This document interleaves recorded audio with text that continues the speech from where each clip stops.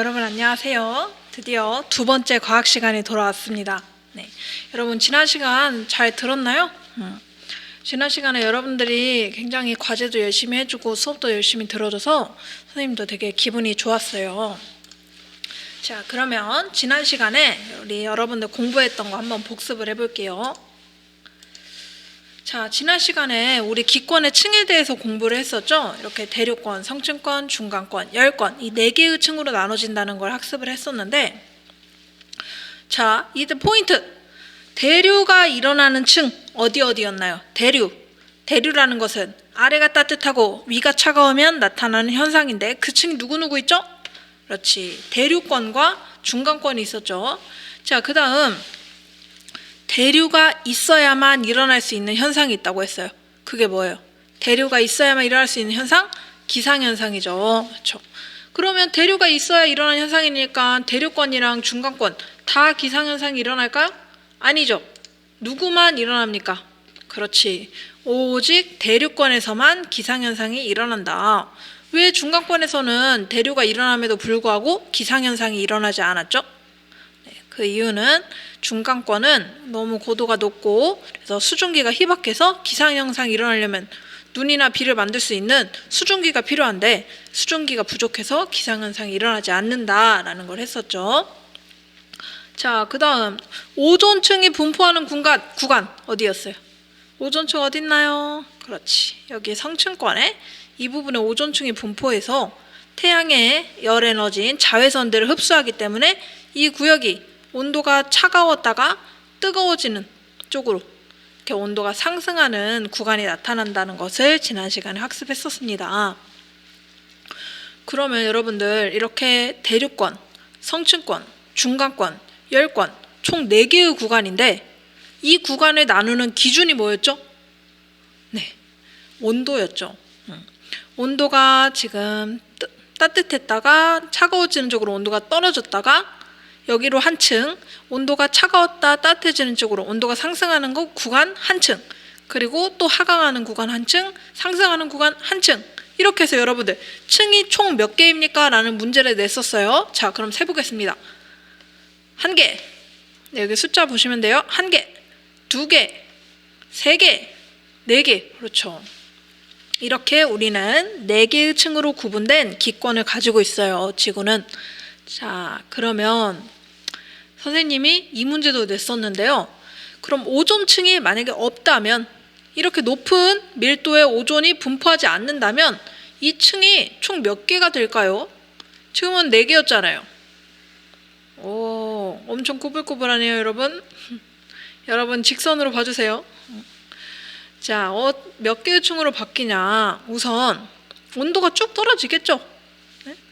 온도가 쭉 떨어지다가 태양열 때문에 뜨거워지는 이 열권을 제외하고는 온도가 그냥 다 떨어집니다. 왜? 지금 여기서 잠깐 온도가 상승했던 이유는 누구 때문이었죠?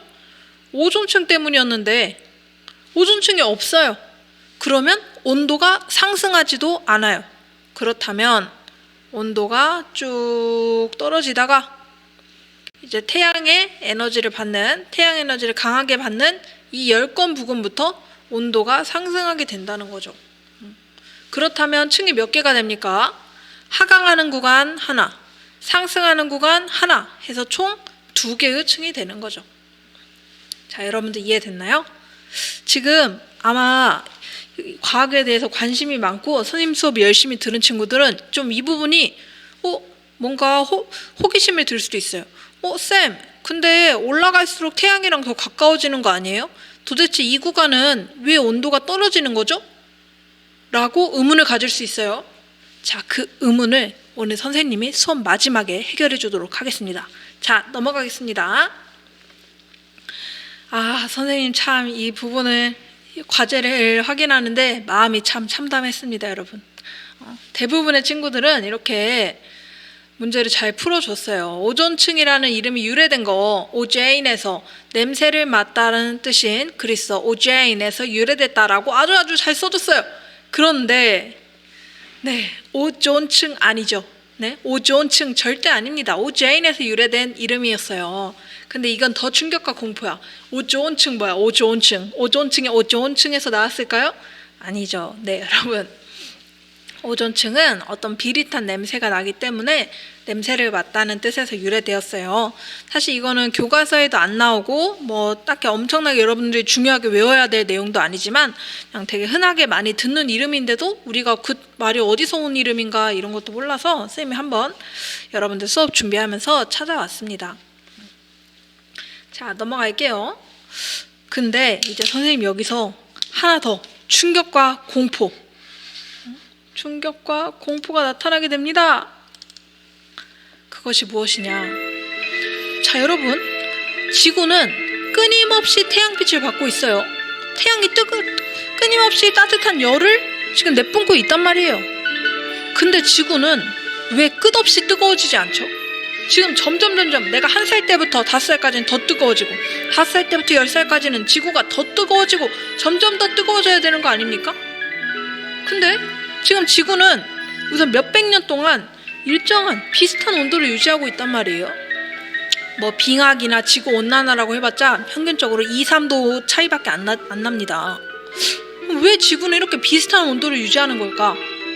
이제 자전이나 이런 거를 잘 이해하고 있는 친구들은 이런 생각을 할 수도 있어요. 밤에 식어서요, 선생님. 태양이 이렇게 있으면 지구가 자전축을 중심으로 이렇게 뱅글뱅글 돌잖아요.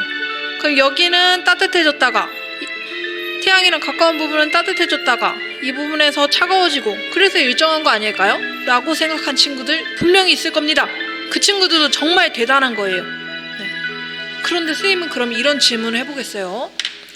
자, 통닭구이를 한번 볼까요? 통닭구이를 보면 지금 통닭구이가 불에 의해서 계속해서 익는단 말이에요. 그러면 지금은 여기는 따뜻할 것이고 뒤집힌 이 부분은 차갑게 식을 거 아닙니까? 그러면 이 통닭구이는 익지 않고 계속해서 일정한 온도로 유지되어야 하지 않을까요? 그런데 통닭구이는 계속해서 뜨거워지죠.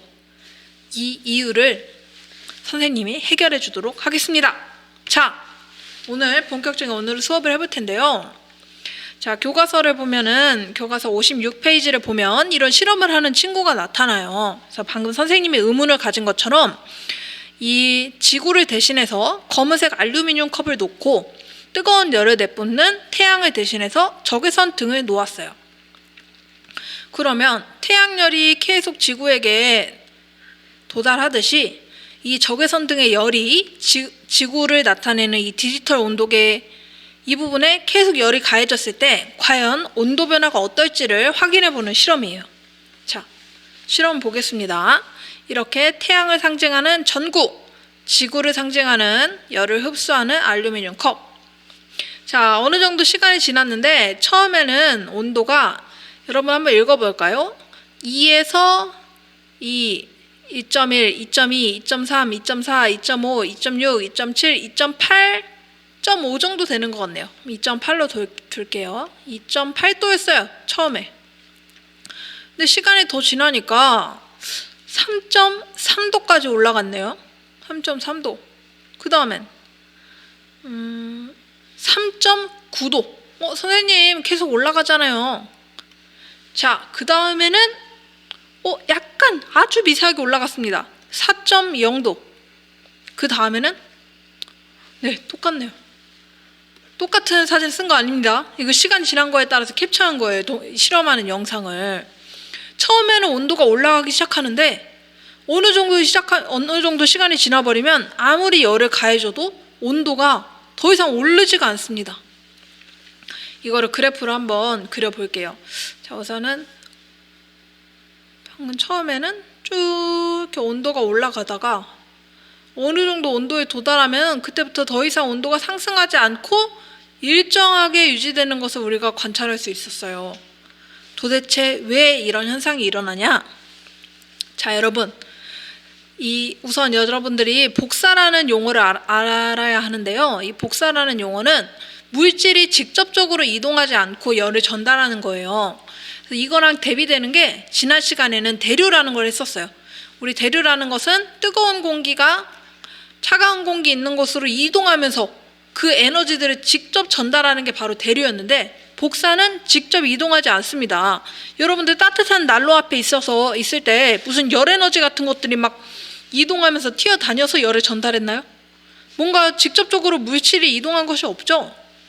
그처럼 이동하지 않고 따뜻함이 느껴지는 게 바로 복사인데, 자, 적외선 등이 복사로 에너지를 전달해요. 검은색 알루미늄 컵에. 그러면 처음에는 검은색 알루미늄 컵이 열을 흡수하기 시작해요. 아, 따뜻하다. 점점 에너지가 올라가요. 그러다가 어느 정도 수준에 도달하면 갑자기 이 녀석도 복사를 내뿜기 시작합니다. 자기가 충분히 받을 만큼 받았다고 되는 온도가 되면 자기도 복사를 내뿜기 시작해요. 그래서 적외선 등이 내뿜는 복사와 이 알루미늄 컵이 내뿜는 복사가 똑같아지는 상황이 되면 그것을 바로 복사평형이라고 하고, 복사평형에 도달되면 더 이상의 온도 상승은 없습니다. 마치 이런 거예요.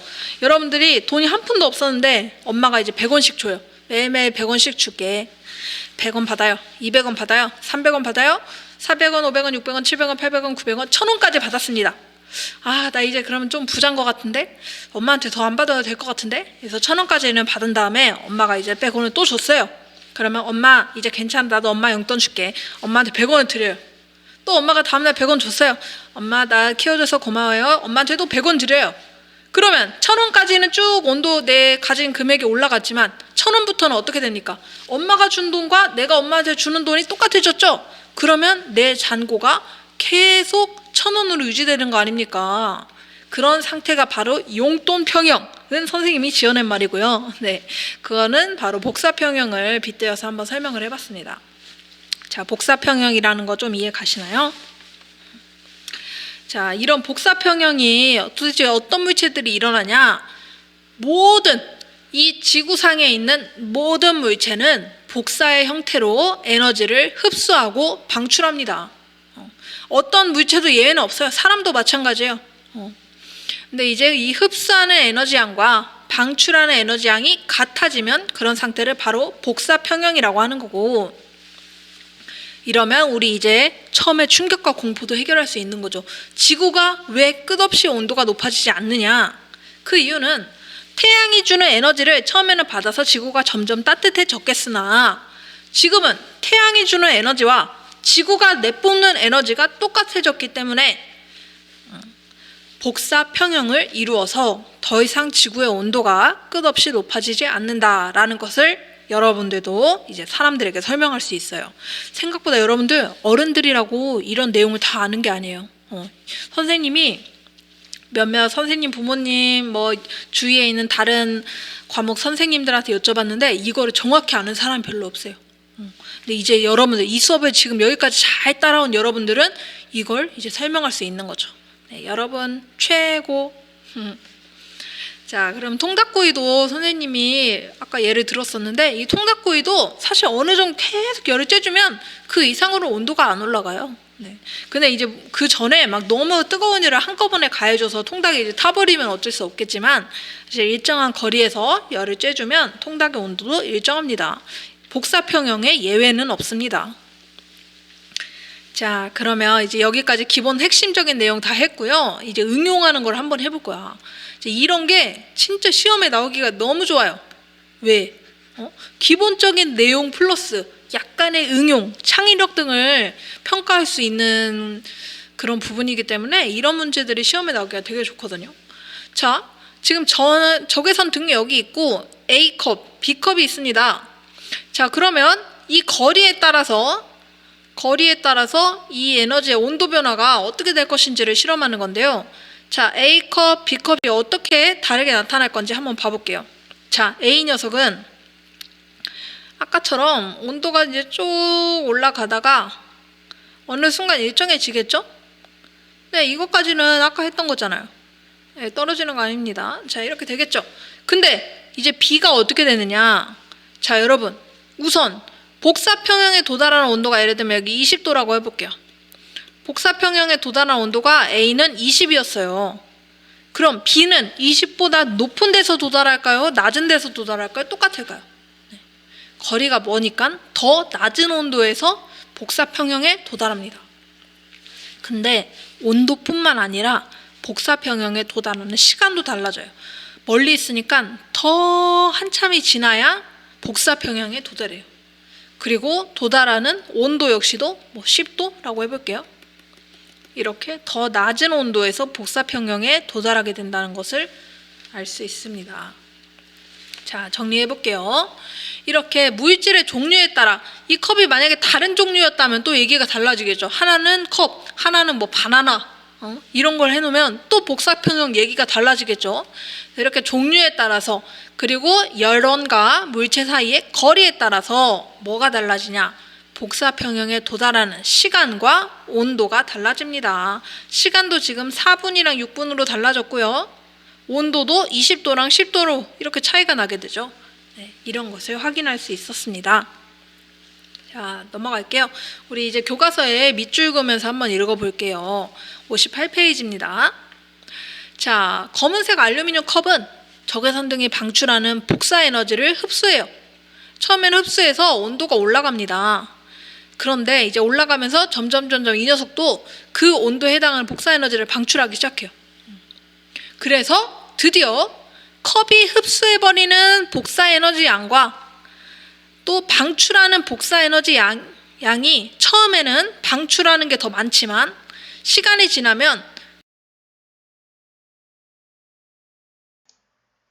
방출하는 게 더 많은 게 아니죠.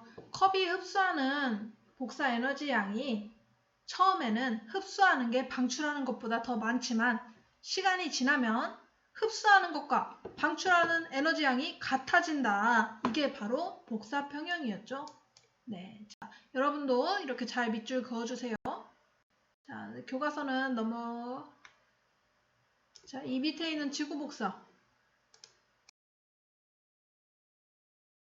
그러면 이제 우리가 이 실험을 한 이유가 뭡니까? 지구와 태양 간의 관계를 알기 위해서 한 거죠. 그래서 지구 복사평형이라는 것은 태양이 방출하는 복사 에너지를 태양 복사 에너지라고 하고 지구가 방출하는 복사 에너지를 지구 복사 에너지라고 한다. 지구는 태양 복사 에너지를 흡수하고 지구 복사 에너지를 방출하면서 복사평형을 이룬다라고 합니다, 여러분. 자, 정말 고생 많았고요, 여러분. 이제 마무리를 한번 해볼게요. 자, 정리하겠습니다. 복사랑 대류를 지금까지 해봤었는데 복사는 물질이 이동하지 않고 열을 전달하는 거. 그래서 모든 물체는 복사의 형태로 에너지를 흡수하고 방출하는데 흡수하는 에너지량과 방출하는 에너지량이 같아지면 그것을 바로 복사평형이라고 한다. 이것을 알 수 있었습니다. 자,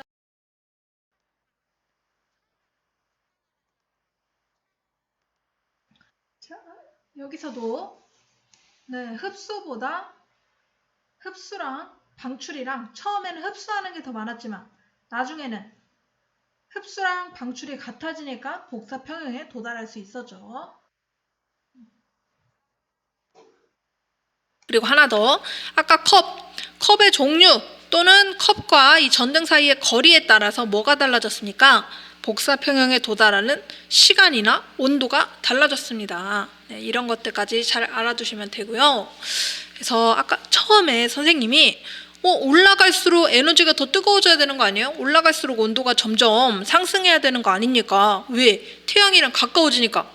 근데 그거 해결해 준다고 했죠? 자, 여기 볼게요. 여러분, 지상에서 가까울 때는 태양 복사보다 지구 복사에 영향을 더 많이 받습니다. 네. 그래서 지구 복사에 의해서 지금 이 정도도 온도가 형성이 된 건데 지구랑 멀어지면 멀어질수록 지구 복사 에너지가 점점 작아지겠죠? 그래서 온도가 쭉 떨어지는 겁니다. 근데 이 부분 잠깐 상승한 건 뭐 때문이었어요? 오존층. 그래서 오존층이 없으면 지구 복사 에너지의 영향이 점점 더 작아지는 거기 때문에 온도가 쭉 떨어지는 게 맞아요. 근데 오존층이 있기 때문에 여기서 잠깐 상승했다가 다시 원래대로 돌아가는 거지. 그래서 지구 복사의 영향을 받는 구간에서는 온도가 대체적으로 떨어지나 이 80km 이 부근부터는 누구의 영향을 더 많이 받아요?